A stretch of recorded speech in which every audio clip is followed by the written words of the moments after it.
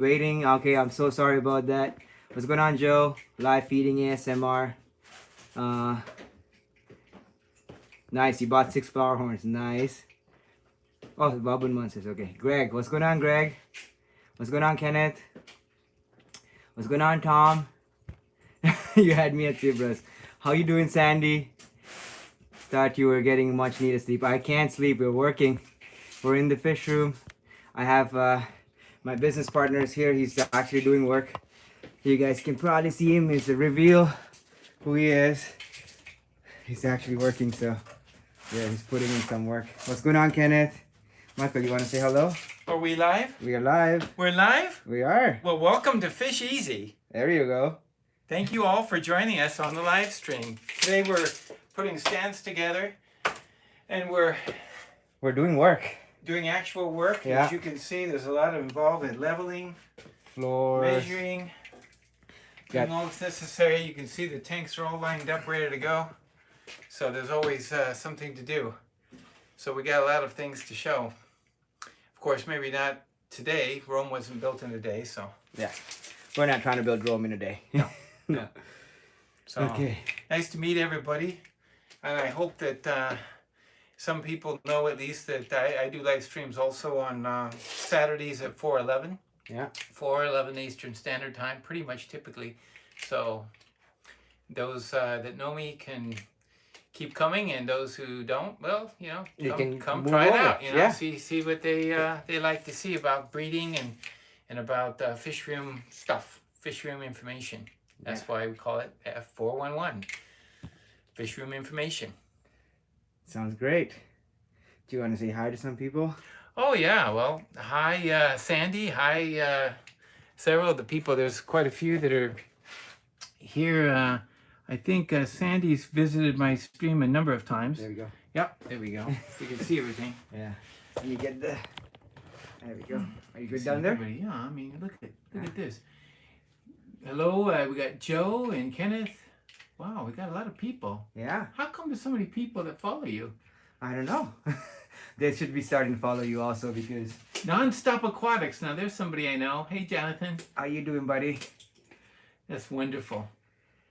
And so now that we're taking the house and turning it into a fish room galore, maybe there'll be a lot more to see as time goes on. Yeah. So I know that there's a lot of questions and things. In fact, I appreciated Mr. Bob Wilson, you know, helping us out with this fish room, being able to get all those tanks, all these tanks, and that's important to have. Of course, he was into fish for some 50 years, and yeah, more. He was living in that house 51 years that he is now moving out of in 2 weeks. And very sad, very sad. He's 88 years old, and he and his wife have been married buku years. Discus Fish Garage, welcome. Okay. And Spaghetti Nona. My fish channel is Fish EZ, as in EZ, like EZ. So it was originally meant to be fishes, but after we thought about it, I said, you know, I consulted with Malik, and I said, you know, everybody keeps wanting to call it Fish EZ, Fish Easy. There we go. Thank you, Spaghetti. That's it. Fish Easy. Actually, there's no space in it, but if you go to YouTube. Somebody can put the link up. That would be nice. Yeah, the link Steiner. Well, there's the famous Steiner who comes on the channel in every time. Yeah. How come you're not in here? I can't see I'll you. get in there. You gotta be in there too. There we go. Hello. We're tired. We're okay? exhausted. We just moved a. How many gallons is that one? 65. That one It's is. beast of a tank right there. Let me see how many inches that glass that is. That is. Yeah. Let's see. This glass. Half Oh inch. my goodness. Half inch. Are you Almost. kidding? It's 5/8. Oh my. That's why. No, it's so it's heavy. half inch. Half inch. It's really heavy. I was going by this, but yeah, it's 1/2 inch glass, and it's super tall. This one is 2 feet tall and 3 feet wide. This is a beast.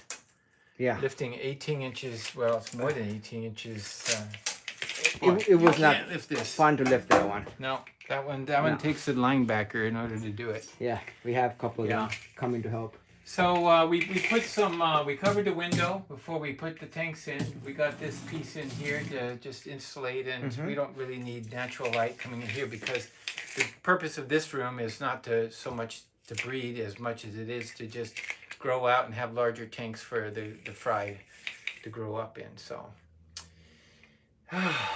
that's the majority of it. And also I do appreciate feedback, and that's what we live by. So when people leave comments and questions, I like to answer them. So help people out, especially new people to the hobby. Leo just put up the link for your channel. Oh, right thanks, there. Leo.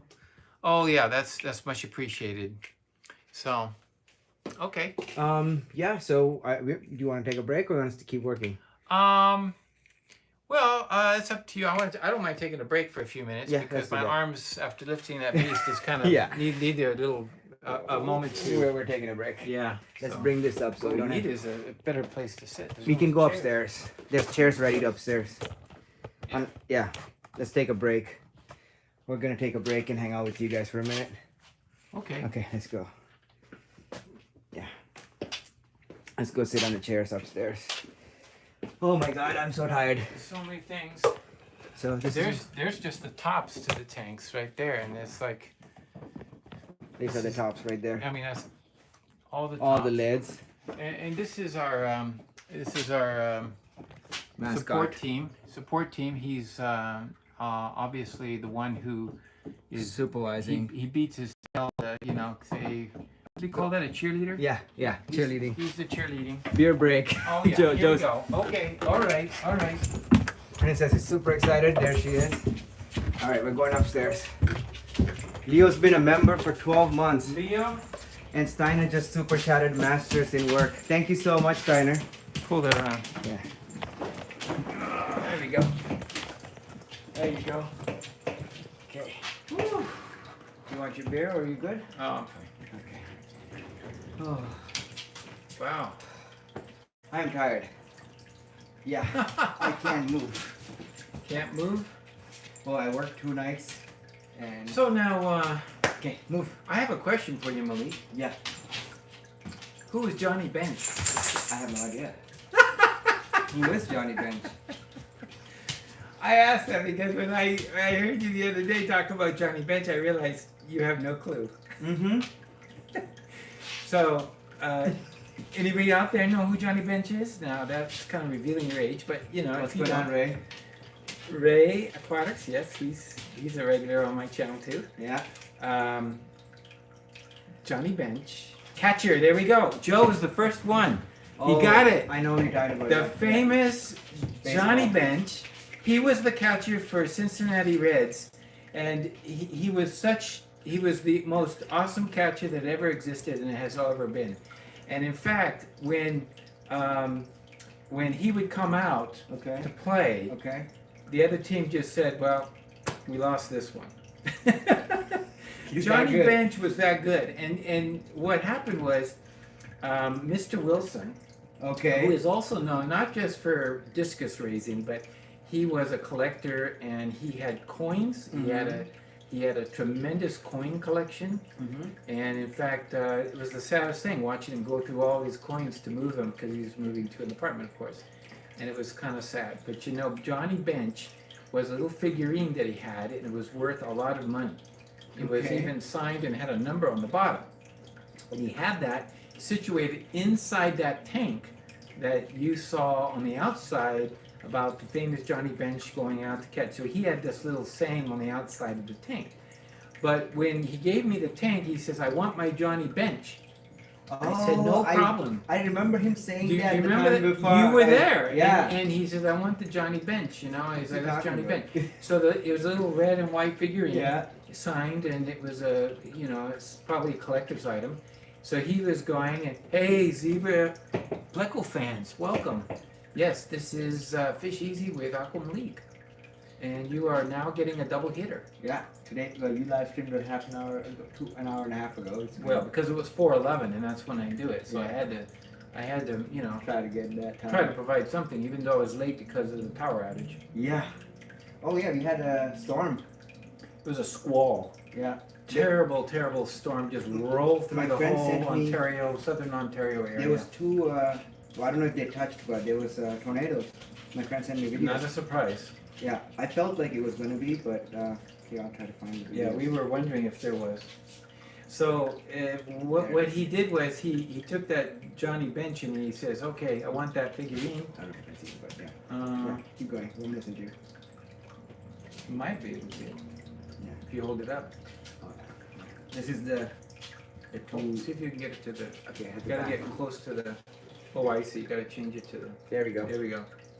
Can you guys see it? So there's the one funnel cloud on your left hand left. side, and there's the second funnel cloud. It was forming, but it didn't touch. Yeah. So I felt it. I woke up for this, and this is not. He's not too far from me. He lives at Sandalwood. Oh. So it's just on the other side of Sandalwood. Yeah. So so they were going for their hair appointments. He's my boss at work actually. He drove me to work He yesterday. took that picture. Yeah, he made this video Oh, at wow. 12:45. Yeah, that was crazy. At 12:45, it hit everything and pow. You know, it was like you felt like you were in the middle of a storm, and so we lost power. And I did lose an hour of just sitting there waiting for the power to come back on because I know the fish tanks are okay. So then I just after an hour took a battery backup inverter, and I plugged it in. Just my air pump, and so I got the air pump going after a while because the fry in the breeder boxes quickly run out of oxygen. There's just too many fry in without having a bubbler of some sort. So that's what I did, and the inverter held up for another hour and a half, Jonathan had a and good question there. that was good. Yeah. So hello everyone. Jonathan wanted to know Aquaballs. what the pressure was during the storm. I'm not sure because I Oh, I wasn't. didn't even think to check that out. Yeah, but right now it's 1014 HPA, so there it is. But yeah, like during the storm, I would assume that it dropped quite a bit. Yeah. Um, So that's something we should all think about is what would you do in a power outage even if it was extended. So it's important to know how you would handle that. It depends on your tank, how many fish, how long you can go without. yeah. It wouldn't even be a bad idea one day just to test it and just unplug it while you're watching the fish and seeing when they start getting stressed out. I do that. I used to do that with the old place. I would unplug the air pump for like a half an hour, see who's affected by it, and then try to like mitigate those tanks. Those breeder boxes usually is the ones that I'd be worried about. How you doing, Jay Oliver? Who else is here? I know we missed some people. Fanatic Yeah. Al, yeah. Aquaballs is here. George. I can't pronounce that name. So. Oh, it's in Chinese. Yeah. How are you doing? Hello Okay. from Canada.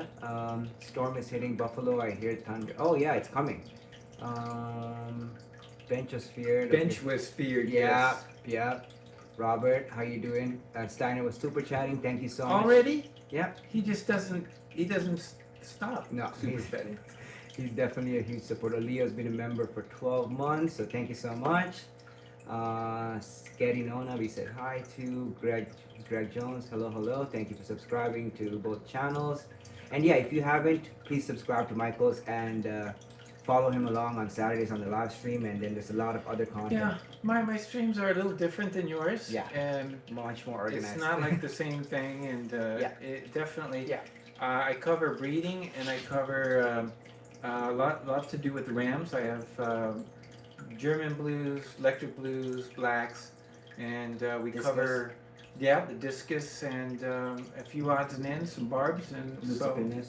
my lucipinus, my Synodontis lucipinus. Now, just so you know, not that I need to correct anybody, but they're also known as Dwarf Petrochola. Because people keep saying that. I was like, The- no, the they're not. re- Petrochola. Yep. The reason they call them Dwarf Petrochola is because originally they're almost identical to the Petrochola. They are from the same lake, and they're different places of the lake. and it turns out that the Petrochola grow bigger. But the majority of the ones we have in the fish industry or the fish world, they're lucipennis. They're the smaller or dwarf size, so they get up to maybe they're closer to what's that, 4 inches? Mm-hmm. So maybe 4 inches. So they go like maybe 4.5 inches. They just do not grow as big as the Petrochola. And so that's why they're called Dwarf Petrochola, but the real scientific name is lucipennis. There is a scientific differentiation between the two, and one is that they have a pore, P-O-R-E, Mm-hmm. right there next to their gills, down by their pectoral fins. So the Petrocholas have the pore. I can't remember which is which. One has it, and one does not, and that's how you tell them apart scientifically. Okay. But few people can look at the fish because they never stand still and actually know which one they have.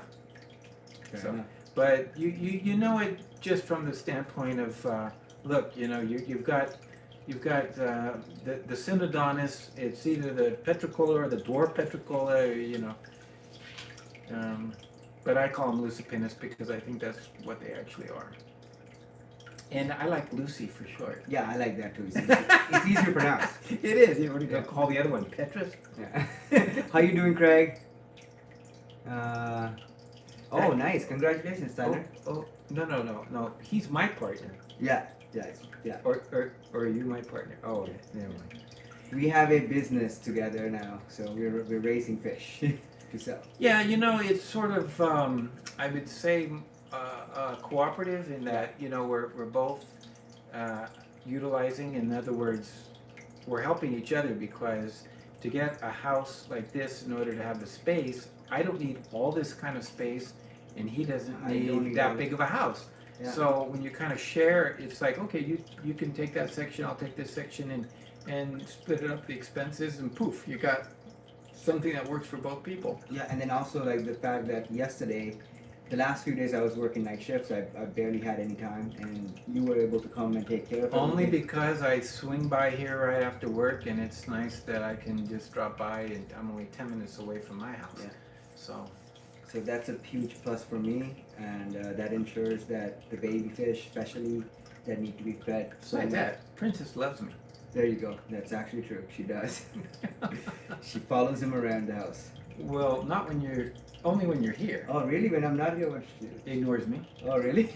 I don't know what she does when I'm not here. Yeah, you wouldn't know because I'm not here. she just kind of picks up her head, looks over, and okay, and then goes back to her business. She doesn't seem to care much about life when she's just depressed. She's waiting for her master. Yeah, she's actually one of those dogs. She's like very attached to me for some reason. Like everywhere I go in the house, she just like falls. Except at night, like when she's lazy, she'll fall asleep, and I couldn't get her to move for the life of me. So Yeah, she just after a few minutes she just crawled back into her chair. And, yeah, I need to clean that area. There's a lot of dog hair there. yeah. This house needs a lot of work. There's a lot of work, and I don't recommend moving a fish room unless you have to. Mm-hmm. I think that, honestly, I'm going to give you my 2 cents. Mm-hmm. I feel that it was a crime to have your tanks over in your old place half full. I just felt Agreed. like, you know, water quality wise, it doesn't do any good to have a half full tank. You have a whole tank of space that you can. So when I was looking at your tanks, I felt so sorry for the fish. I was like, you know, he doesn't feel that they're strong enough to hold up in the apartment and test the floor. So I mean, honestly, I'm just glad that you got out of there. Yeah, me too. And this space is huge, so there's a lot of space. And yeah, you can do a lot with this place. I think so. When I first saw it empty, it always looked smaller. I don't know why. Agreed. I did not realize how big the place is until we started putting stuff in. When you start arranging things, then you realize how much you can actually get in there. But yeah. But I think when you're looking at one big space, it's true. It often will, what's the word, just seem to be so small. And then when you see what's really in it, okay, it's not so small. No, and like look at how many tanks we got over here. Like I mean, these Lined are up on the gallery. yeah, they're huge, right? So I'm just gonna show you guys. This is gonna get replaced with another tank of this size, but see, there's 4 tanks already. There's another big tank that can go over there, and that's just one wall of the house. That's a small wall, like well, I guess that's a one middle wall, but it's huge, you know. And then you can put tanks at the bottom, and right. It's a lot of space. I personally, even in the basement, I thought the basement was a lot smaller than what it is actually. Well, it fit all of Mr. Wilson's tanks. Yeah. And that is shocking, you know, because Bob had one of those never-ending basements where you go in and then there's a room and then there's another room and there's another room and there's another room, and it was like those never-ending basements, Sort of all tanks. a Narnia closet. Yeah, and then also he had another room in the back where he had the TV and all of his. Oh yeah, he had a. You know, yesterday was the last day I was there. I cleaned out the last of the aquarium stuff, and I looked over and there was another door open and there was another room behind that one, full of boxes. And I couldn't believe it. He was saving boxes of his stuff. Yeah, he's one of those. I feel like I felt really bad actually taking the tanks out of the house, to be completely honest, because he's had the aquarium since he was 7. He told me, I think you were right there when he said that. So let's say he's 88. I think he's a lot older than 88, but well, that would definitely put it at 88, so 7 years old. It would be 81 years. 81 years Of fish keeping. Yeah. And he's been keeping discus since the 50s. So Stubbs Aquatics. Thanks. He dropped in from your channel. from up north. Yeah. How are you doing, Stubbs? He's been on a Chris couple of Stubbs. times. Oh yeah, Chris Stubbs is a fantastic channel himself. He's got some wonderful activities. He likes to do ponds. If you can put your link up, we can tell people to subscribe to your channel. Yeah. Yeah, please do Stubbs Aquatics. And S is right there. S says hi, hello, how you doing? Lunatic French says not a bad size fish room. Floors don't swell. Oh, we're putting styro and wood on the floors. Well, the basement won't swell, whatever. Yeah. And it turns out that the way we have it arranged, you're near the structural support of the walls whenever you are putting the tanks along the walls. And that's where it is, the biggest section. And then the cross beam, there's a metal. There's a cross beam in the center, so if you put the tanks along the center, then on the cross beam, then that too is. So you won't have any bowing because if there's no real, that's not where we're putting the tanks. So we're just kind of watching that. Yeah, and then also Daniel was here. Remember? Yeah. He's a contractor. He does like decks and things like that. So when he went down there, he said he came back up here. The first day I was in here with him, he said, "Buddy, you can take a liner, line the whole floor in here, and build a swimming pool on the second floor, and nothing would happen." He said, "I can put like a swimming pool in here, and I wouldn't have to worry about it because of the metal crossbeam." Wow. We just had to reinforce the corners underneath. So. Lunatic Fringe. Red laser. S is in the house. Okay, Princess, you want to get in on the action? I know. Princess is right here. Princess wants to say hello. There she is. Oh yeah. So big. There she is. Okay. We're using this. Yeah. Oh, she's afraid of that. That's backed her off real quick. Yeah. She's like, oh, I don't like that one. Thank you, Stubbs. So everybody, please subscribe to Stubbs Aquatics. There it is. Yeah. And see who else is on. From out west. Hello, Lunatic French. You'd like to line the floor? you want to put a swimming pool here, Craig? Can you read from there? Yeah. Hey, Chewy. I did have an eye exam yesterday. Okay. I'm going to get a new pair of glasses, but I was having difficulty with these because these are my computer ones, and these are the ones I use in the fish room a lot of times because of the distance, about arm's length, and they're going to adjust them a little bit because I was having trouble when I clean out the bottom of the breeder boxes. Mm-hmm. I see a little baby fry. I'm not sure if it's in the back of the box or the front of the box. The depth of field was a little. Perception, yeah. Depth perception was a little hard to focus right there at certain distances, but that's what happens when you get up there in years. Anyway, yeah, like coming back to Bob's situation, it just it's I think it woke me up a little bit because I think I told you about this too. Like this is eventually gonna happen to all of us, where we're gonna have to give up our tanks. So That's what he kept saying over and over. He was like, well, eventually everyone.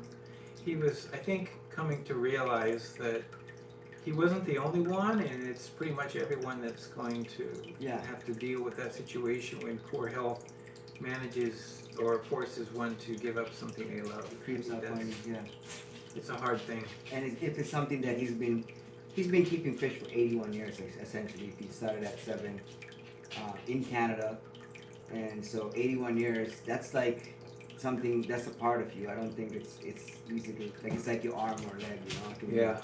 Yeah. So it's yeah. I think we should be mentally aware of it to an extent, like going through and Make sure it's about your Facebook account. You have a minute. Check out your Facebook Messenger. Okay. Oh, yeah. I shall. Yeah. Leek's pretty good at that. He always responds. I try my best. When he's not sleeping Or working. or working. I guess I do respond when I'm at work most of the time, but now I'm working on a new show where I'm standing in, like I'm actually working, like I can't be sitting around and stuff. So for 14 hours I'm on my feet, and so the next few months it's gonna be a little bit of a challenge for me to respond on Facebook, but I'll still get back to everybody on the messenger and the chat group and stuff like that. So I'm trying. I'm trying to work this summer as much as I can. So these tanks here in the gallery, you got a little more to do with them before they up with water. I mean, right now there's not much water in them. No, I want to empty this one. So here, let me show you guys what we have here, so you guys can see what we're talking about. I want to empty this guy here. Those baby angels. Yeah, get those downstairs. The other ones don't really have any water. Push them off the wall, and then line the entire wall from that corner to this corner. Okay, so like what we're doing downstairs Yeah. right now is setting up the tanks in their final position. Yeah, essentially. Okay, so that's what you got to get going. Yeah, and then the only extra step I want to take here, as opposed to downstairs, is to have a 1/2 inch or 3/4 inch plyboard all the way across, and just to reinforce the floor a little bit, like there's no wobbling and bending or anything. Like not that it's gonna bend, but having the plyboard is just gonna give me the peace of mind that I need to say, okay, this is holding. Oh, really? Filament barbs, big Oh. owls. I should get I'm gonna some. get some black spot barbs. Filament barbs are the Kinsea filamentosa, Mhm. and I raised a lot of those when I was in California. They're really nice fish. They're, I think, the best. They're actually one of the very nicest of the Kinsea genus.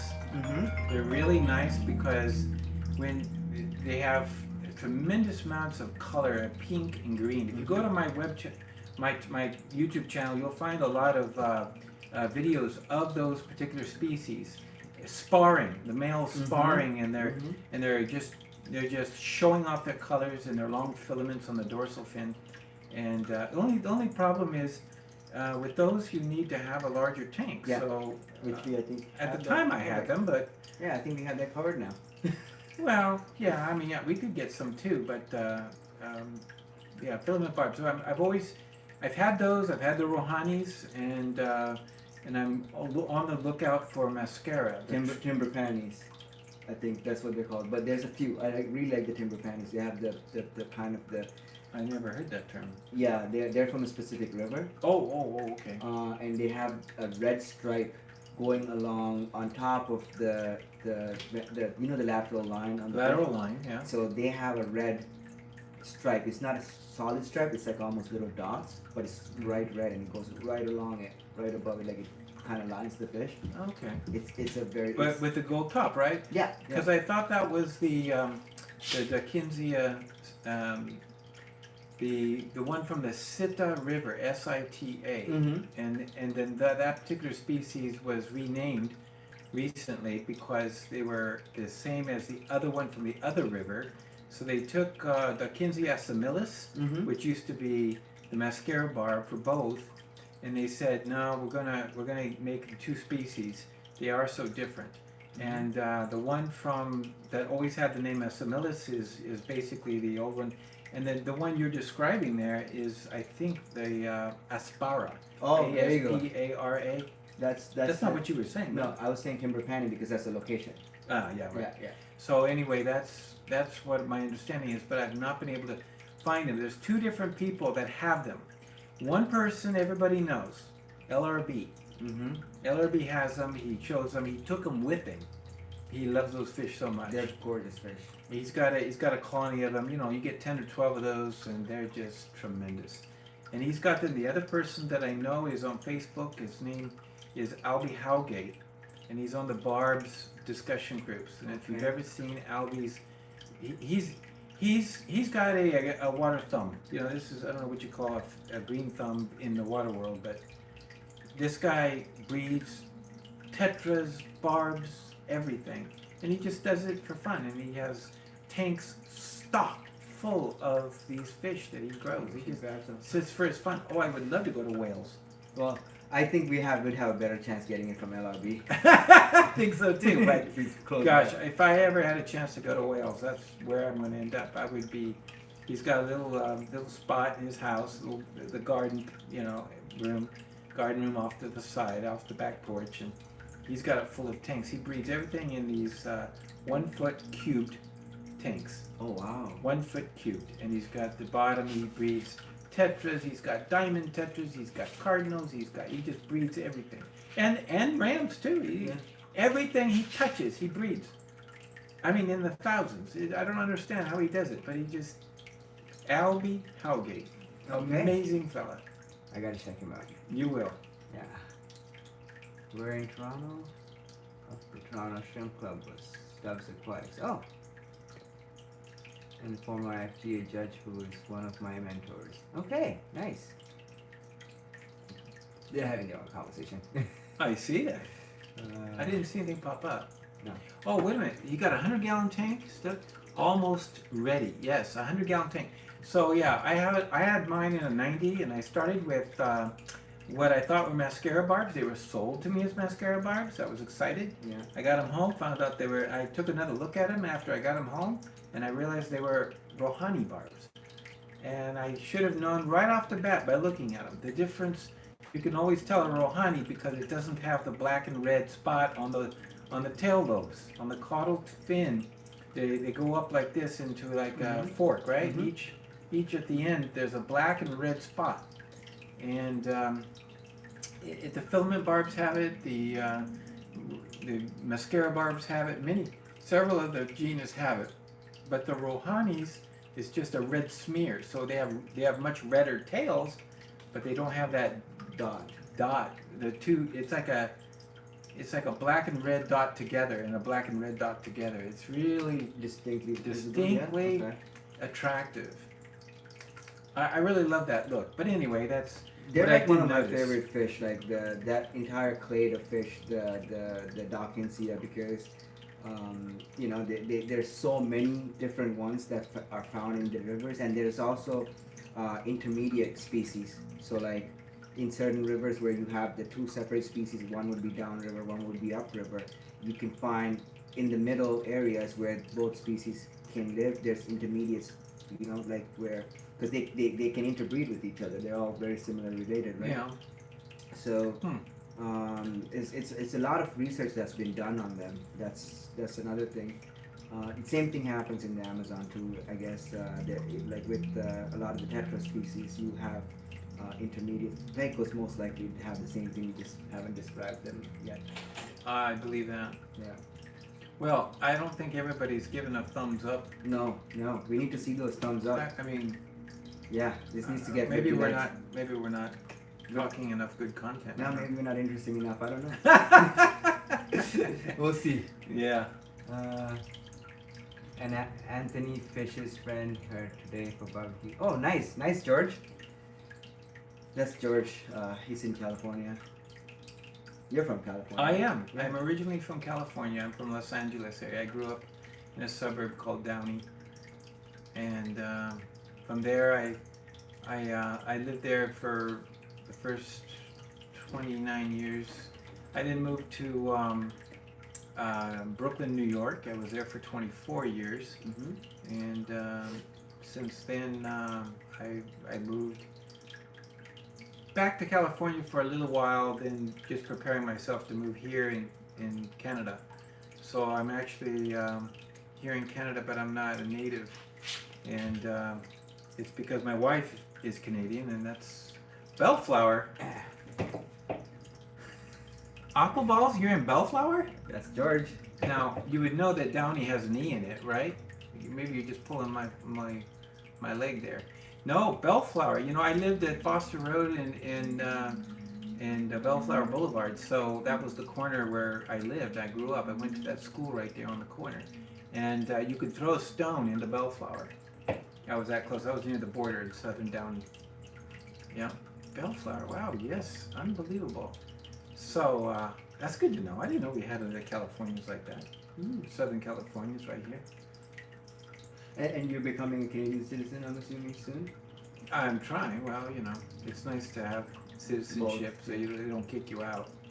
Of course, they have no reason to kick me out. Better on taxes, too, I assume. I don't know. I still pay my taxes, and I still pay my U.S. taxes, too. So, yeah. In the U.S., you are, if you're a U.S. citizen, there you go, he's apologizing, yes. Downey has an E. Yeah, Downey. Otherwise, you're the fabric softener. No, but seriously, you know, if you're a U.S. citizen, they don't care where you live. You can live outside the U.S., but you must pay your taxes as a citizen. And so you have to go. That's a good rule. Yeah, I mean, that's the rule. If you're a citizen of the United States, you pay your taxes. So, you know, that means you file. That's all it means. It doesn't mean you get taxed twice over the same income. It just means that they have rules, and if you make too much money, they want some of it. That's basically what it means. So, but that's how the government works. Oh, yeah. Well, we have a very tax-heavy government here in Canada. They take a lot of Well, the money. HST is what blows my mind. Oh, yeah. You get taxed twice? That's on everything. Everything. HST they call it, and they just combine all and just charge. Every time, if I hand you $10, you gotta Charge HST. HST, and you hand it back to me. I charge it HST, and then we just keep handing it back and forth, and pretty soon there's nothing left. Yeah, and the government gets all the money, essentially. And then you give it to Wow. other pieces. Yeah. But, Well, that's of course they've already taken my income tax, so I already lost the tax when I first got paid for my check, right? yeah, they take Yeah. like 50% of your check if you're making above a certain amount. Yeah, they And- take your money, Yeah. and then they dock you for every time you spend it. Yeah. So they take half your money when you go to work, Yeah. and then the remaining half, when you go and spend that half, you Yeah. get 13% of that goes back to them. So like about 65% of your money goes. It's amazing. 60% of your money goes to the government. Anyway, Good times. so And then you hit got the carbon yeah. I tax. wanted to mention now that we're working here in this house. Mm-hmm.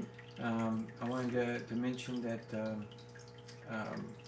sometimes we have different ideas about how to arrange things, and I'd like to ask you a favor, if you'd be so kind, Mr.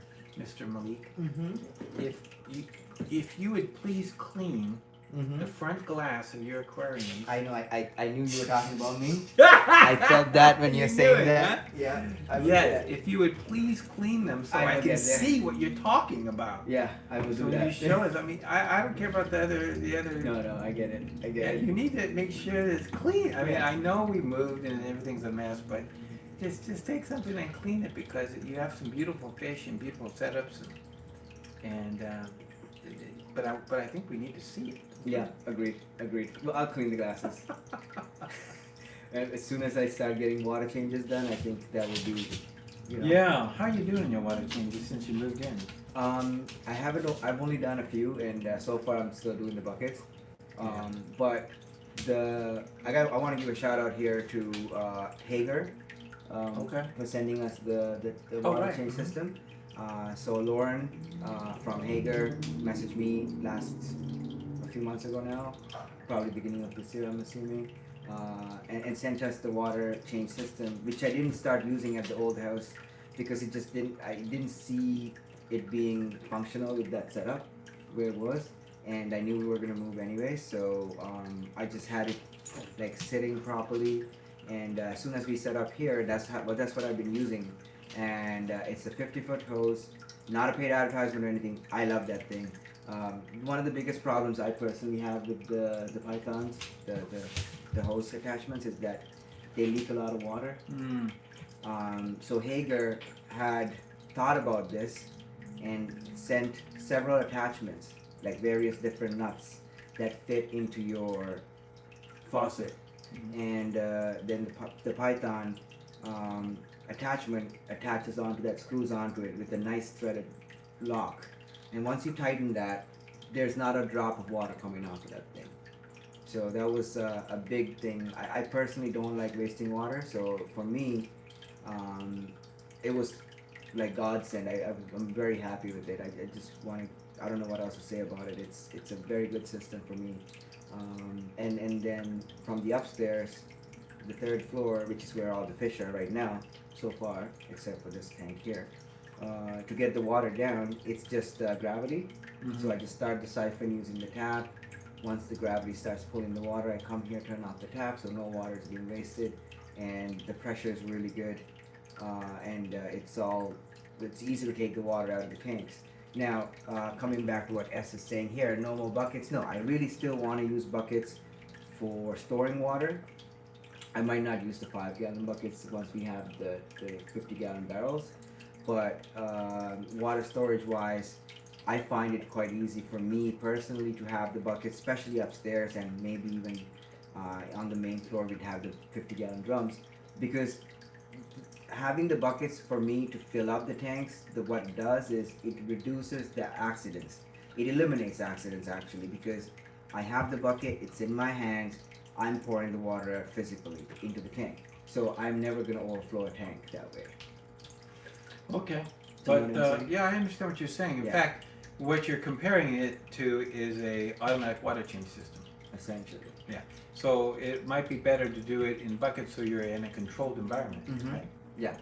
And then I can control the water in terms of like putting the prime in, letting it sit for a few days, rechlorinate, whatever it might need to happen. Okay, so when we saw those big tanks downstairs, I'm thinking that no, I don't want to. Downstairs is not going to be buckets. No, it can't be buckets. But what we can do is set up. I'm planning on putting some pumps, and so I'll be able to throw a switch in and pump the water out of the reservoirs of conditioned water into the tank.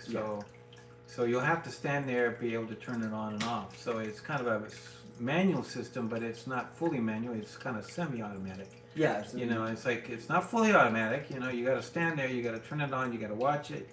And I think to me, for large amounts of volume, that's kind of the best way for I me. like what he's doing. Jonathan. Blueprints for my water change cart. What's up? Oh. He has a full setup with the RO set up beside it. It's gorgeous. Like the RO unit is hanging on the one side, then you have the two 5-gallon buckets on the top, there's a reservoir on the bottom, and the RO fills up one, tap water fills up the other. The cart is mobile. Yeah. When I was in California, and I set up a fish room there in the garage, I was just in the garage, and I had a large container on wheels. That's what I want. And so, if you've ever been to like Fanatics on Dixie or some of these places, that's what they use, is like a trash can on wheels. And You can buy that whole setup from Home Depot actually. The wheels and On everything. wheels? Yeah. yeah, my dad made the base, and so it was something that he had. So I just utilized it, and that was how I discharged the water. But there in California, water is a premium. So what would happen is I would drain it out of the tanks. It would go into this wheelable reservoir, and then I'd flip a switch, and it would pump it out through a hose to the backyard. And we used organic water to actually feed, all that good stuff in the water to the plants and the grass and the avocado tree. Well, my mother had an issue with the avocado tree because she was going to cut it down because so many years it was and it never produced Yeah, anything. yeah, yeah. So I came along, started pumping all kinds of my fish water out there, and suddenly she had bumper crops. See, So she didn't benefit. She didn't realize that she really wasn't giving it enough water.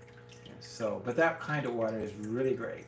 Well, even when I was growing food at the old house, like on the rooftop, I was pumping water from the fish tanks. I would fill up my bathtub with the fish tank water, and I have the reservoir pump in the bathtub, pump it straight to the roof, and water everything. And that water, like, was the only fertilizer I was using, and I got like 40-50 pounds of potatoes off of a 20-gallon bag of the soil, and I was surprised with the amount of crop yield, like just off of fish tank water. Yeah. And it's all organic. It's healthy stuff. You know? Yeah, it's great because it's high in nitrates. Yeah. And it's got all those extra little goodies that plants love. Mm-hmm. Trace minerals, trace elements, because the fish food has a lot of the stuff coming in it. So yeah. Yeah. So if that's a possibility, and you're developing a system, a water system, always try to factor in. And Mr. Wilson had a huge garden in the back, and I asked him. I says, "Hey, I noticed there's a pipe coming from the basement. It was going out." And I said, "I know what you were doing, and you were pumping that water out to the garden." And he says, "Yeah." That's how he kept the wife Oh, happy. he had. You know, did you see? He had a magazine with he was on the front cover. It was a magazine back Pepper. 1999. Yeah, his peppers were the big topic, and he was big into hot peppers. Mm-hmm. And he had wards and all kinds of things, but he had a big article and spread, and he made the front page. Picture of him holding up his plants and stuff. So how he got that was, of course, the secret weapon. What nobody knew was the water came from his fish room. Mm-hmm. Oh yeah, my dad used to grow all kinds of fruits and vegetables, like for shows, like when we were kids. And he'd grow like these bananas and like coconuts and stuff in massive like things, and all he was doing was pumping water out of his ponds into the garden. That's all it was. It's just the fish tank water. It's, I don't know what is in there. It's just makes plants explode. So Yeah, it's good, definitely. Well, we got more thumbs up. I think that was. We need some very more useful. thumbs up though.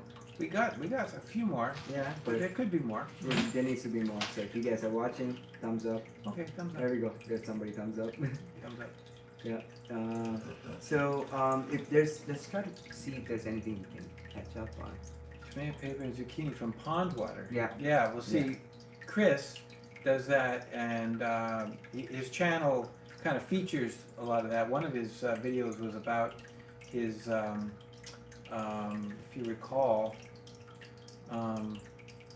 it was a video he did. What was it, Chris? It was about growing like a leafy lettuce or something in your hydroponics methodology there. But anyway, it was just not too long ago. Thank you for sharing that with us. It's always nice to see the side benefits of keeping fish. Also, Daniel, the Goji, he was explaining this to me the other day because he also grows different things using fish tank water. And for me, like the whole hydroponics problem for me personally with the hydroponics is the keeping the roots clean because your roots are in water, in oxygen. So something he mentioned, which I think is really useful, is that he said you just throw a pleco and some snails, like a bristlenose pleco, into your hydroponic reservoir.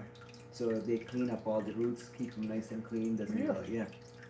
Apparently, he's like, my roots are like white as, it can be. Never would have thought of that. Yeah. I was like, wow, great. If the temperatures never drop too low. Yes, as long as it's above like 22-ish Celsius, or which is about 74 Fahrenheit or 73 Fahrenheit, you should be in a good place. Well, probably. Yeah. Even if it got a little colder, it wouldn't kill the fish. No. It might. It might be especially if it's just for short periods of time. So. But Yeah. that's really nice. Yeah, in nature, I think that happens at night and stuff. So should be something they're used to dealing with. I mean, I've seen even like in the tropics, like there's days when it's like 22 degrees outside and then the water temperature is 20, 19 degrees. Like, this is like on the equator or like right above the equator. So it's not uncommon for some of these animals to experience that briefly, I wouldn't say Yeah. prolonged days and days and days, but overnight it might drop. So like 6, 7, 8 in the morning, it might be a little colder, but by 10 o'clock the sun's out, warms up, and back to like normal. Yeah, I heard it was something interesting the other day. Like in this area, I don't know if you know this. There's only 2 seasons, right? Yeah. Yeah, we got winter, Mm-hmm. and then it quickly changes to construction. That's right now. Yeah, we're under construction, and then now it'll go back to winter. So there's only 2 seasons here in Ontario. Yeah, pretty much. And then every day you experience like 4 seasons from the morning to night too. Like, so like, Right. The early morning, the midday, the evening, and the night. yeah, overnight it can get pretty cold. Like 2 nights ago, I was working outside and it was like 7 degrees at one point at like 5 in the morning, and I'm like, why am I so cold? And my friend's like covered up in a blanket, be like, oh, it's 7 degrees right now. 7. Yeah, I was like, great. I'm gonna get sick now. But Well, what are the plans for the future then for Aqua Malik in this house? You're going to focus on the zebras. You're going to focus on your angelfish. geckos. You want to focus on some angels. I think the angelfish are gonna be the primary focus for me, just because, like you said in your last stream, also bread and butter. You need that first. You need to pay the bills, and that's what has the most demand. And then once the angels are breeding, and also super reds. So angelfish, super red plecos, and like the other plecos. Most plecos, yeah. Yeah, and zebras obviously, yes. We'll have a several separate tanks for the zebras. But then once those guys are breeding and producing and paying the bills, then we can focus on other stuff that's fun and exciting. I forgot to tell you actually, I picked up. I think they're called emerald barbs. They're emerald rasboras. They're about that big. They're similar to the ones we have, the spotted guys, the CPDs. They just have different pattern. Huh. I picked up 20 of those guys on Saturday. Was it Saturday when I went to the pet store? I'll have to check them out. Yeah. The emerald rasboras. A rasbora. You know the difference between a rasbora and a tetra, right? Yeah, because they don't have the adipose at the top fin. That's right. I like to mention that whenever I can. It's educational. Yeah. So, like, what's the difference between a rasbora and a tetra?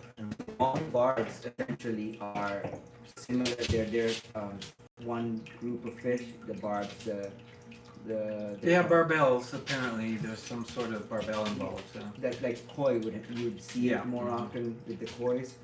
But the fish with the barbels, right? Yeah. They're predominantly found in Asia and Africa.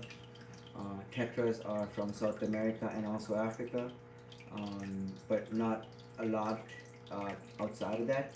And barbs you can't find barbs anywhere else except Eurasia, Africa, and Asia. So that's geographical difference also. Yeah. And then physiologically, the barbs don't have the one fin. Like, I wish I had my dead fish here to show, but Yeah, it's the little tiny fin after the dorsal, before the caudal fin. yeah, On Yeah. the top. Yeah. yeah. So tetras have that. Yeah, a little fin there. Yeah, and it's really cool that how that little thing, but aside from that, they're very similar, right? Yeah. Yeah. Yeah, that's similar. I always thought of the rasboras as being more streamlined, like your Danios and others that are like they're fast moving. I don't know. The tetras always seem to be less like a mover as much as like they kind of stay. Agreed. They kind of like stay in mid water, and they're kind of looking like, they're just kind of swimming their Hanging home out, and yeah. jumping around and like this. Whereas the other ones are more schooling and they're really built for it, Yeah, barbs are, I think, built for like much more faster water. Yeah. Okay. Well, there you go back to the Dawkinsia species. They're in streams and they are strong swimmers, Mm-hmm. and trying to catch them in your tank is a challenge. I wouldn't Yeah. try Yeah. unless I have to. Yeah, Yeah, you fly. have to lower the water level. Yeah. It's like they jump too. They jump right out of your Oh, yeah. tank. They don't like those nets. They fly. They can They'll fly. fly, you know. You see them. Yep. Yeah. I've seen it happen. Yeah. Tetras are not so bad. No. No, they're much easier to work with. The red fin tetras, for example, I can just pick them up from the tank. You know, the barbs I wouldn't try. Like especially like Dawkinsia type fish, I wouldn't try catching them without lowering the water level. I find that it's kind of necessary. Mm-hmm. Either that or a humongous net. You know, how many people have 2-foot nets? Oh yeah, like the net that covers the entire tank. Yeah, exactly. You know, you just put it from one side and drag it along, and like I guess it's like a Scoop. Yeah, you just scoop everything out of the tank. So Wow. and to do that, you can't have any plants or structure or anything either. Yeah. Like it's, yeah. True. So there is a trick to this. If you have planted tanks, I mean, this is not the greatest example of a planted tank, but you see, like, there's gravel and stuff, right?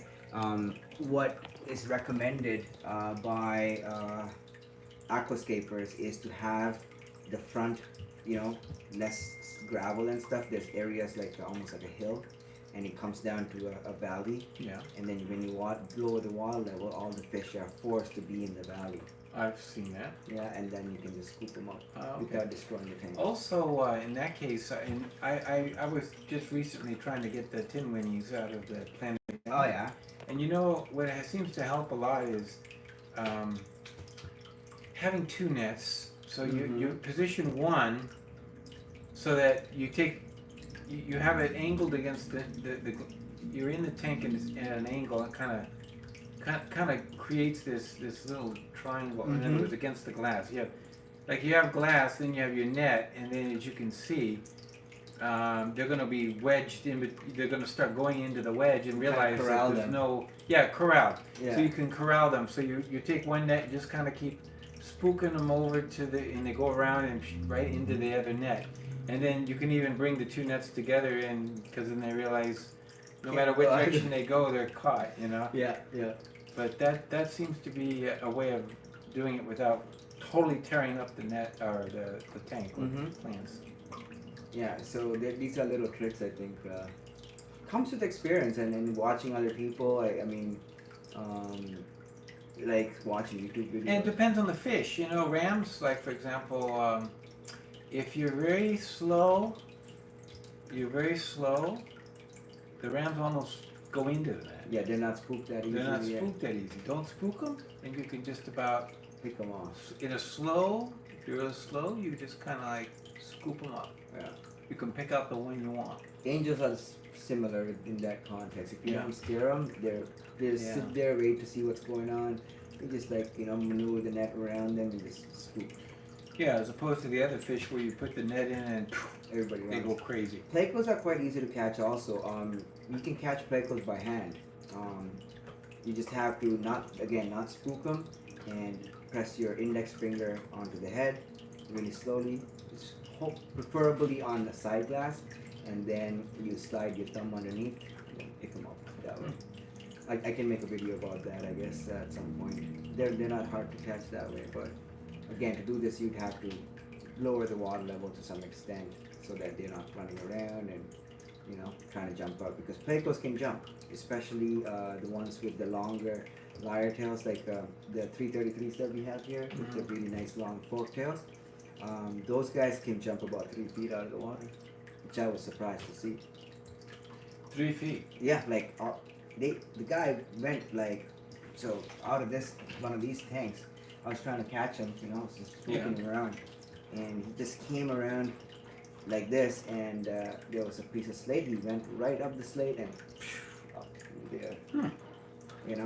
I did not expect that fish to be able to jump that high. But again, not all plecos, but the ones that come from really fast rivers, they're the ones that have to have the streamers on their tails and stuff. Well, it means that they're strong swimmers. Yeah, yeah. So their bodies are designed to do some jumping and stuff also. And this is something to keep in mind. Pleco tanks You might Has there been think, questions? yeah, I'm pretty sure. Yeah. I didn't see any questions. Like, Sandy, I posted. They're having their own conversation. Eh, Shipping large ranges, how well? Angelfish don't really, they ship quite well. The one thing to keep in mind is, and this is why I was telling Sandy to contact her local pet store and have them help her bag the fish at least on the day of transport. What you need to think about, you don't need a lot of water in the bag.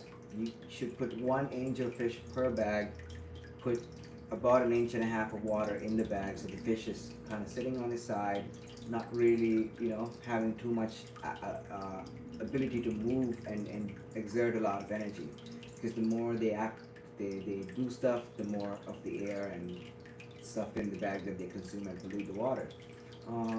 And then fill the rest of the bag with oxygen, like pure oxygen. So I know Sandy doesn't. Most people don't have an oxygen can. We do, I guess, thanks to Bob. Oh yeah, we got an Yeah, oxygen same tank thing. now. Yeah, Mr. Wilson had that for. I guess he did some shipping. He must have done some shipping. Well, he said he shipped fish to the Arctic. Do you remember? No, Yeah, he said I missed that. he shipped fish to Alaska. He's shipped fish to Oh, wow. some of the Nordic countries. I have it on film. I think I'm gonna edit it and put it out at some point. Discus. Yeah. Oh wow. Yeah, that's what the little white boxes were for. Mm. Each one was for one fish. Wow, we got so much stuff from Mr.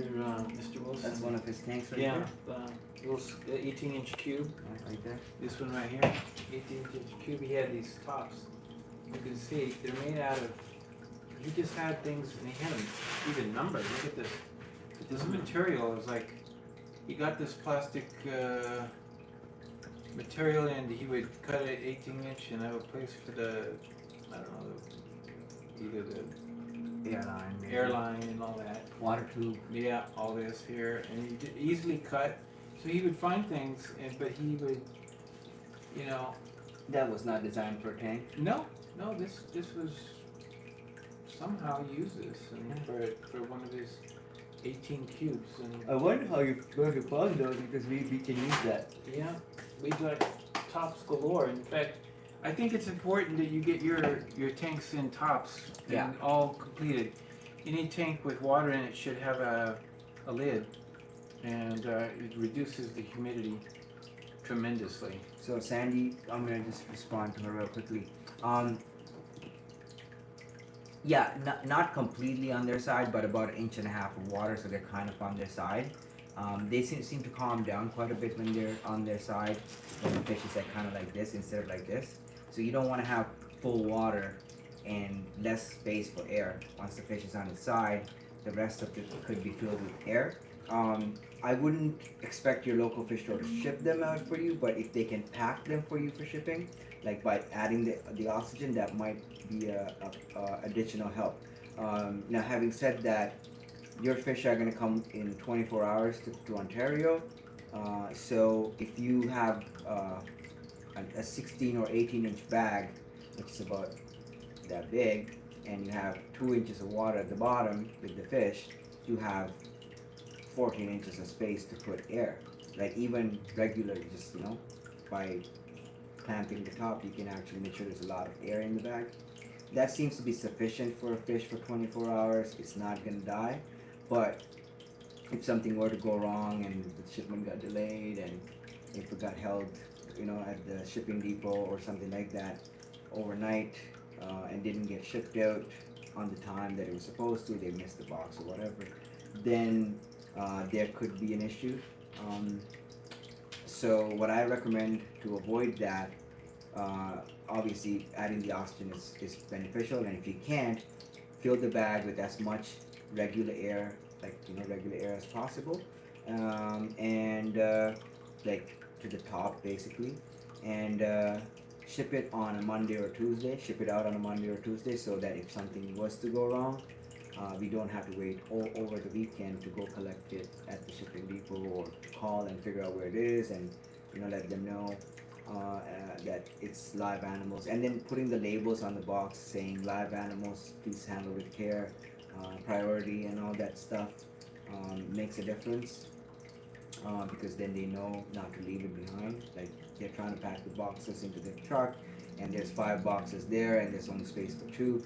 And they're like, oh, we can leave 3 of them till tomorrow or whatever. And if it clearly says live animals do not delay, then they will put that box in instead of one of the other boxes. So that's a benefit also.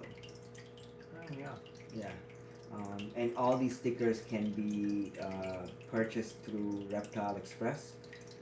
I don't know what Reptile Runner's policies on stickers are, but through Reptile Express they send you the stickers, the shipping label and everything. You just have to pay for that. So with Sandy, we'll figure that out, and I'll cover some of the costs because I'm getting some of the fish myself. So we'll figure it out as we get close to it. I know she's in a rush to get the fish out, and she's in BC, and they're coming here to Toronto. So she's in BC, British Columbia? Yeah. And they're coming, the fish are coming in here? Yeah. Okay. She wants to send 2 of her angelfish, red ones, to me, and I actually need them because I lost one of my females. So I would really appreciate having some of those ones just to cross to the nice male that I have, and there's a couple of other ones that I have also that we can put them with, and yeah. Yeah. Well, that's interesting. I think we're gonna lose our light, and I gotta get back to my break. For me, I gotta get back to work. I don't know if you want to continue. Yeah, of course. We need to finish that rack system, so we should get down to that. We're not gonna spend a lot more time. Joe wants to know, do we know any ram breeders in the States? You would probably be better. In the States? Yeah. Who's breeding rams in the States? Well, I know Jonathan was trying. Yeah, he didn't have a lot of success yet. He's working on it. That's Massachusetts, no? Right. Or Maine. Maine. No, Massachusetts. He's in Massachusetts. He's in Boston area, no? Yeah. I don't know if George breeds rams. I don't think he does. Like apple balls. Oh, you know who does? Who's selling rams?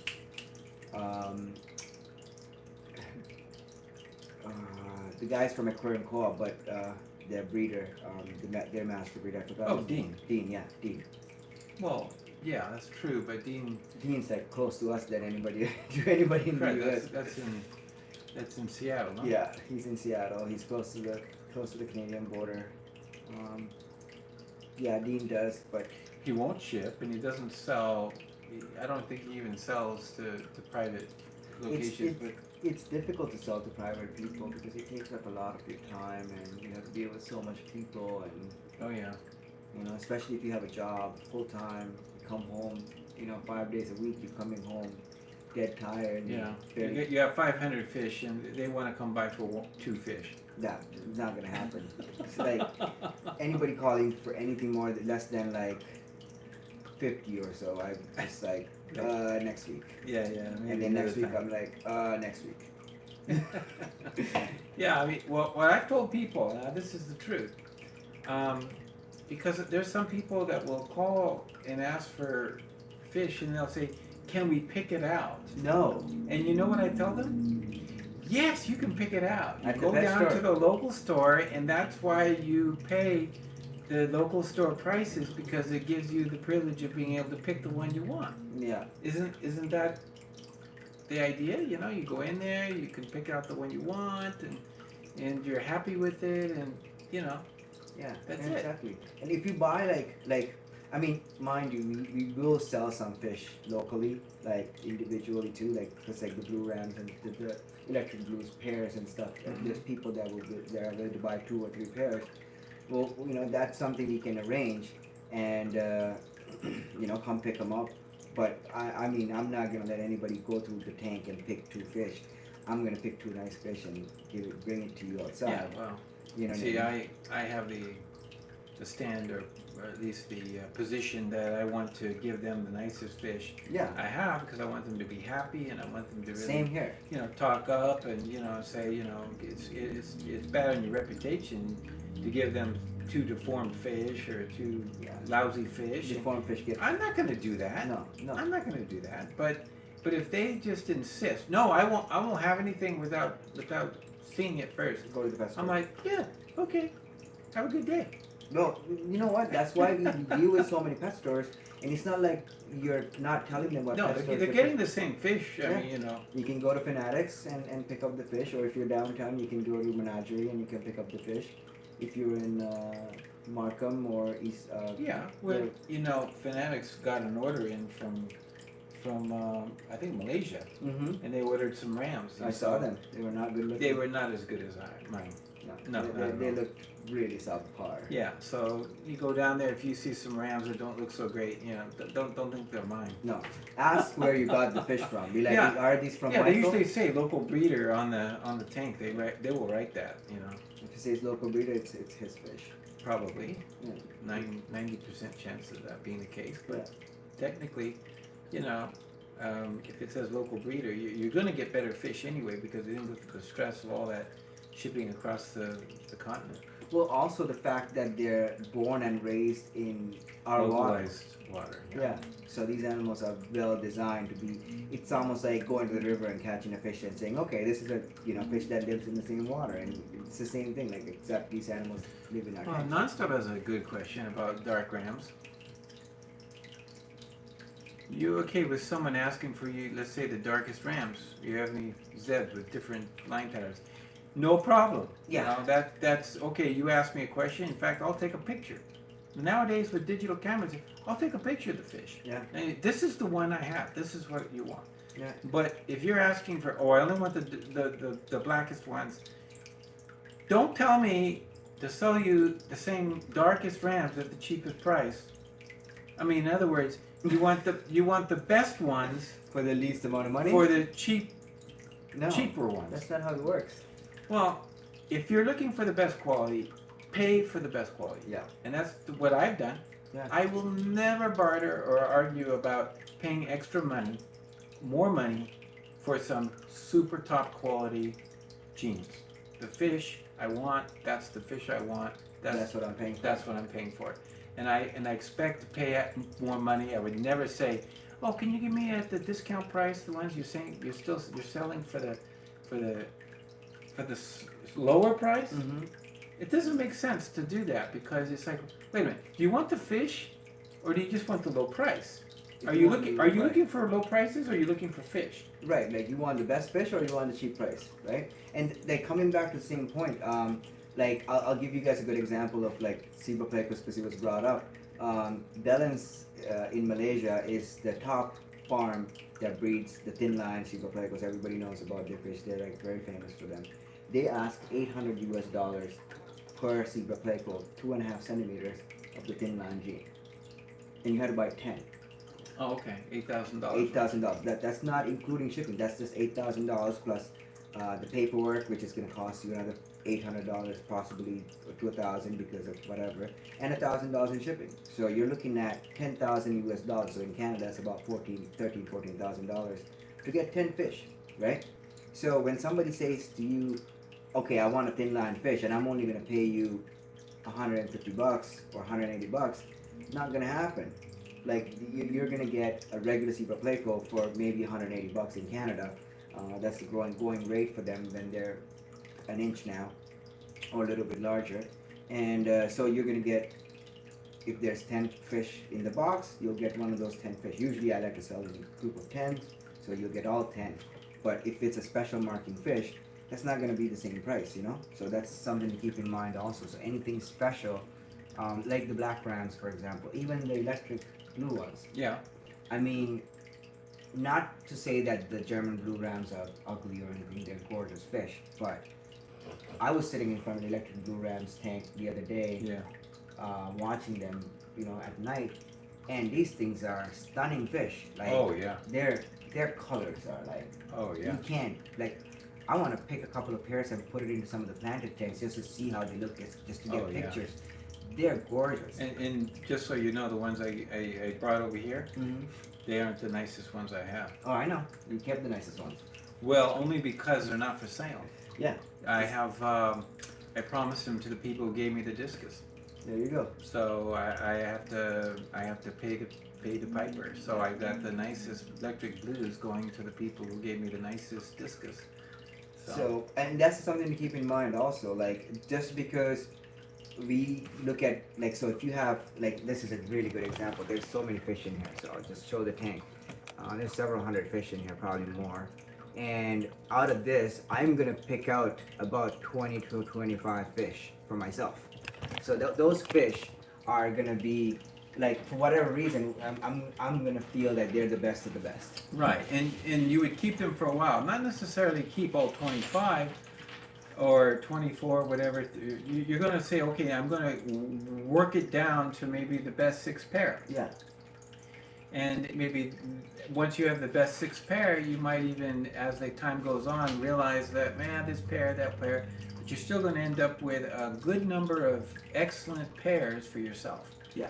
And even saving them for a special friend or somebody that is worth it, because that's the person that is you know, going to appreciate the and fish. keep the genes alive, keep breeding them, and you might be able to get some back. So, give you a classic example. When I went to pick up the black rams at the store, Yeah. What do you call that place? Nah, Scales and Scales. Yeah. Scales and Scales. I went down there, and I was there as soon as they got them in, because I wanted to pick out the best one for the breeding purposes. Like literally the next morning. Yeah, but the next day I was there.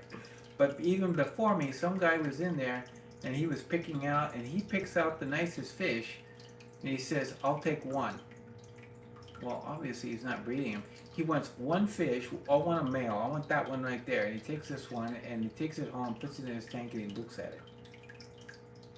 What's the point of that? Like, for us, like, You know, it's just a point of view. Obviously, he Yeah. wants the nicest he's fish. enjoying the fish. Yeah. Yeah. Yeah. But, you know, it's just what I call a crying shame. Yeah. It's a crying shame. I agree take with the best fish, to take the best fish out of the lot and not breed it for getting more of those best fish. This is why I have a problem with people buying one zebra pleco or two zebra plecos. One or two. Yeah, like you're like, especially in a. Because that's all they can afford? I don't know why, Oh. but they just want to have one of each. Like, you know, you'll see a tank full of like plecos. Like, I hate the community pleco tanks where they put up like 8 different species in the same tank, and I they're like, see. oh, look at my pleco tank. Like I don't mind that. Okay, because- the variety garden. Yeah, like with the like a species of fish that's not going extinct or like threatened in the wild. Or like and- the Skittles. Remember the Yeah. Skittles for the glowfish? They'll take one of each color. Yeah, The like, but- Skittles. you know, like they're in terms of propagating the species, there's no purpose there. Like, No. you're not getting anything out of that. So I think that's something. Yeah, if the best aren't going to the breeding, then the breeding is not going to end up with the best. Yeah. And that's something I think a lot of breeders don't realize when they first start to breed. Like, I know a lot of people that breed different fish, and they'll have the first generation producing amazing results, good looking fry, second generation still okay, but third, fourth generation they're seeing a lot of deformities, the line gets stale, they just throw all the fish out and say, I hate this fish, I'm gonna start again, you gotta go buy brand new stock. But like with what you're doing, and even with me, like I'm always keeping like a few of the best every single time. Like, you know, like the zebra pleco babies I kept batches from the lightest parents that produced the lightest batches also, and I kept the entire batch. Every time I saw a fish that had a little bit of a different marking, or like, you know, a little bit less colored, like less black and more white, I was keeping that entire batch because I was like, okay, let me see how these look when they grow up.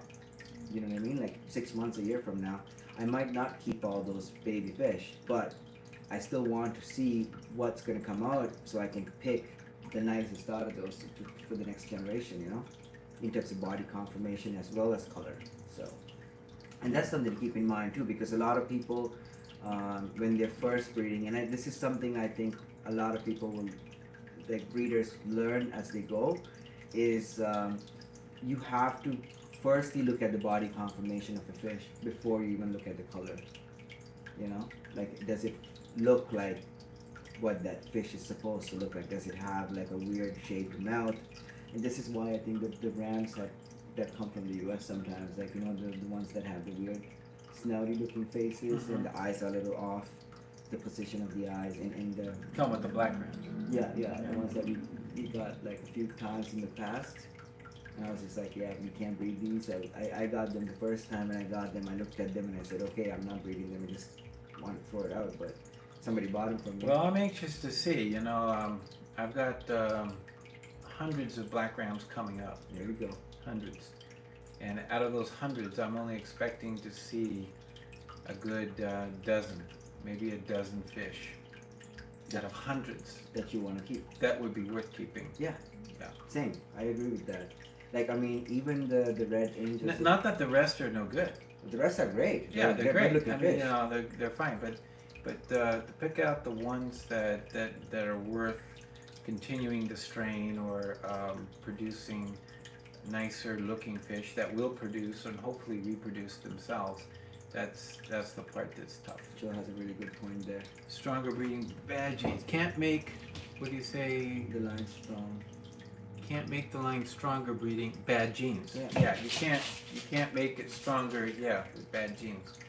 So that's what I mean by those 12 out of the hundreds. That it's going to have to be like you're going to have to look for the ones that are ideal, and don't what was the word, acquiesce for something less than, or settle for, you know, something is like, well, it's not the best, but you know, I can improve. No, no, you can't. it's best to take the fish and say, well, if okay, there's not 12, there's only 10 that are worth it. That's all you're gonna keep. That's all there is, you know. It's like, okay. I mean, like, coming back to that same point, like if you look at koi breeders in Japan, like koi produce thousands of eggs. Each spawn is like several thousand, 10,000, 5,000 babies that come out of each pair or each spawn, and they only raise like about 50 to 100 of those babies, like to adulthood. So, what are they gleaning them or culling them as they go? Or they call them, I think, 5-6 times in the first year. So they call them right before, so when they're born inside in the greenhouse. Within about 3 to 4 weeks, they get to a certain size. They go through their first culling, and then they choose out the fish that they're gonna raise from that size to the next size. I mean, the fish that they cull doesn't get thrown out. They usually get sold to the stores at like smaller sizes. Other breeders will buy, other grow up people will buy them to grow up. Yeah, but we're talking about what they're saving for themselves later down the road. Yeah, so they'll pick first cull. They'll get rid of whatever they don't like, sell them off, you know, whatever. Then they'll have a group left. They'll put those in the mud pond for a year. They come out of the mud pond. They'll cull that time. They'll make sure, like, you know what, they got out from the mud pond. They see which ones they like, which ones fit their whatever they're going for, the characteristics, the body conformation, and all that. Throw out the rest or sell the rest to somebody else. And then the next year, when they go back into the mud pond, the same thing happens. And several calls later, you have a fish that's worth like several $1,000s, and you're like, why is this fish so expensive? Because it's gone through this rigorous process of selection. Yeah. Yeah. And then somebody asked me the same thing, why is my angelfish so red? Though that pair of angelfish, the female actually passed away a couple of days ago. Not by disease or anything. She went and got stuck inside a filter. Stupid fish. And she died. Yeah, accidents happen. Yeah, overnight. So I'm pretty upset about it. But those two fish were the two of the fish out of like 800 that I bred that year. And I kept like maybe 10. Yeah. And they were the nicest too, which is the pair that I wanted to breed with. So Did you get any offspring from them? the ones at your house. Oh, okay. So we do have some. Yeah. Okay, so there's a good 70 to 100 There you go. to pick from. And by the time they get back over here, they'll probably be those. It was the mother to the dog. Yeah. Oh. I know. I still have the dad. Okay. Yeah. When we were moving fish, we found a spawn, and so we had to move the fish. So I just Put them in a Dixie cup. I took a Dixie cup and I just used an airline tube and siphoned them out. Yeah. And so I had a Dixie cup full of fry that were wigglers, and they're doing great. They're growing faster than the rams. They should. They get larger. So Yeah, they they're growing faster than the rams. Yeah. And they also eat the brine shrimp faster. Yeah, they went right to Right brine to it, shrimp. Yeah, so that was quick, and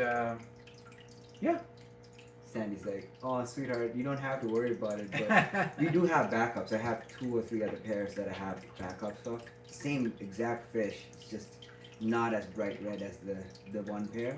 Yeah, it's always sad to lose your favorite or your Yeah. best. Yeah, but they'll breed again, and the other ones have the same gen. And this is the thing, like the other ones also have the exact same genetics and can produce the same offspring. It's just that when you're breeding, you want to breed with the best. So. Yep. Best to the best. Yeah. Forget the rest. Yeah, exactly.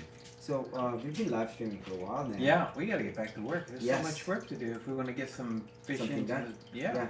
Alrighty, so we're gonna sign off unless there's a question or two we can answer quickly. Yeah, so I guess Yeah. Nonstop says I always look for zebs with different line patterns, and I want so I can tell them apart easier than. Oh, not a bad thing, you know. Yeah. It's like even with angelfish, you know, the marbling, Mm-hmm. you know, makes them unique. Each Mhm. one is unique, and so you can easily tell them apart. Yeah. After a while, you get really good at it. You see the small differential differences between your fish, and even in tanks, even amongst electric blues, for example, I can't tell them apart. they're very, very similar. All of them look alike. Even the males and females are. But I noticed that when you study them a lot, you start to see shapes difference and little subtleties Mm-hmm. that say, okay, I know that guy, I know that gal, you know, this is This is the ones I want to keep. you know, you start to learn the difference, and you can start giving them a name. Mm-hmm. Oh. Okay, well, Princess is starting to say it's time to Get to work. get back to work. Okay, stop doing that. This is pushing the camera around. Okay. Okay. It's been great live streaming, getting to know everybody on your group, and maybe in the future there'll be an opportunity to have another live stream like this and question and answer. Everybody subscribe to Michael's channel, Fish Easy. Fish E-Z. Yeah, Very Fish easy to find. Yeah, and we'll if you like the content, you know, of course, you don't have to stick around, but give it a try. See if it's something that you like and the things we talk about. I think yours is a lot more educational than mine. Yeah, you know, I put those CPD. I put a pair of CPDs in with the Daniels Oh, good.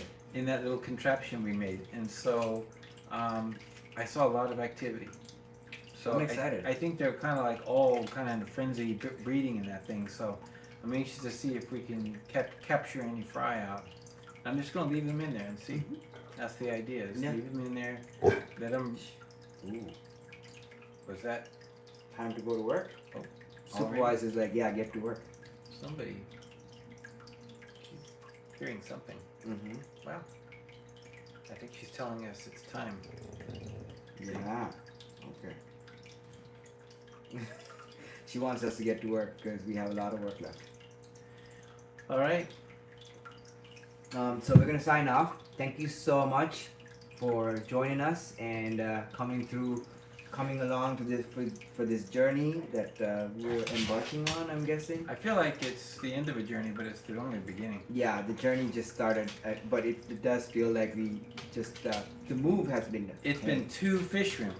Yeah. Mr. Wilson's fish room and Aqua Malik's fish room. Yeah. So if you thought moving one fish room was enough, I'm thinking now it's gonna be a pain to move all this out. I told Mr. Wilson, I said, if I had known how much work was involved in the beginning, I don't know if I would have said, okay. Well, I mean, here's the funny thing. I think I told you this too. There was a point when we were doing the move, and we already had Bob's tanks over, and I was getting some of my stuff over, and I told myself, I think I told you this. I was like, I just want to give the money back to the people and say, okay, I don't want the place. Let's just go back to normal, you know. But once you're committed to something, you have to go forward, and Yeah. it's just. And you feel better after it's done. Oh, yeah. It's just during the process. It's a lot. It's a lot. Yeah, it's definitely a lot. There's times that you can get overwhelmed, but I think you had really good advice about that. Is to get things done one little bit at a time Yeah, make some accomplishments every day. every day, and then you'll start to see it build. Yeah, Yeah, that's what we've been doing. Like as we have time, every day. Make you it a have little accomplishment. full-time job. You know, he's married. He has a wife that he has to attend Yeah. to, Yeah. Other responsibilities outside of fish Yeah. and work. So Community. So I'm fitting all this in somewhere. Yeah, and I have a full-time job. Now I have to get used to being day shift next week because I just did night shift last few days. So I just woke up a few hours ago, and so as I have made the half an hour here, half an hour there, I'm putting stuff on the shelves, unpacking. I still have stuff at the old house I had to go pick up, clean up, and return the keys and stuff. There's Yeah. still 2 tanks that need to get picked up over there, so small tanks. Yeah. I can do that myself. So, but yeah, little by little. Rome was not built in one day, but I want to get it done at least in 1 month. But yeah, like we'll see how it goes, and we'll try to live stream more from this house, and I'm pretty sure you might be here more often. On Yeah, the I'm weekend. sure I'll make the occasional appearance. And yeah, so thank you so much for joining, and we will see you soon. Yeah, this is Aqua Malik and Fish easy. signing off. And God bless you guys and girls. We'll see you soon, okay? Love you guys. Bye. Oh, there's a question. Did the air clothes work for the border of the class? TM Aquatics is saying that. Yes. Yes. What's going on, Tom? I subscribed to your channel like a long time ago. Oh yeah, Tom. You know, I want to say something to Tom. There. He just put out for the first time. He put out a comment today. I surveyed you and said, yeah, you know, you're interested in doing some live streams, and I hope you do. That's great. Yes. Please do. It's different. So just realize that. Yeah, the videos are great. You do awesome videos, and we appreciate the videos. They're stupendous. However, doing a live stream, just expect, you know, a different genre of putting things together, talking about things, and yeah, it's a little more chaotic, but at the same time, it's live, so you know, people can get their questions answered, and I think it would be fun just to try it. If you would, I would want to be a part of it. It's a lot more fun. Whatever time you pick, if you pick a regular time, that's awesome. I hope it's time I can join in. That would be great. If we can even do a back-to-back where he does a live stream and or you do a video for Yeah, that's him. helpful. Yeah. Yeah, and send everybody over. Something like that, you know, might be good. Yeah. There you go. Yeah, he has it covered.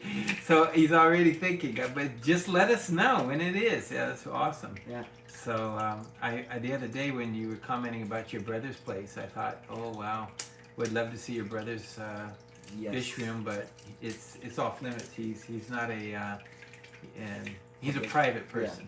I can respect that. Yeah, of course. I have like, I mean, like my friend, Typo Fever. Yeah. Tried to get to his house to film. He doesn't want anybody to see. No.